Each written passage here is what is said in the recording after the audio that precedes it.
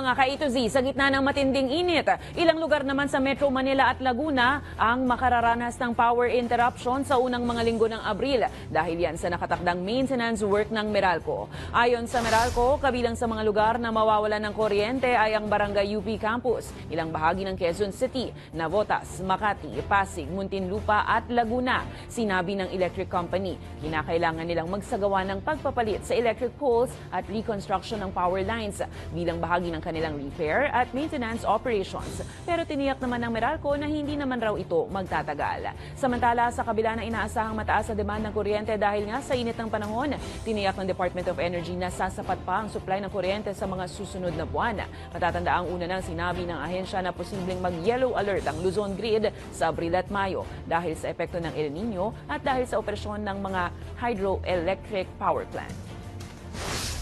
Mahalaga ito para masiguro na maayos yung serbisyo ng kuryente sa mga customers natin.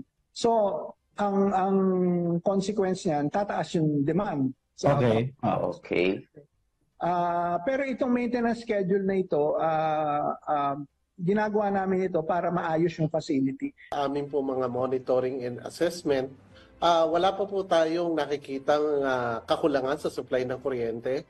At yung pong ating demand ay hindi pa po umaakyat doon sa ating projected peak demand po ngayong taon na ito.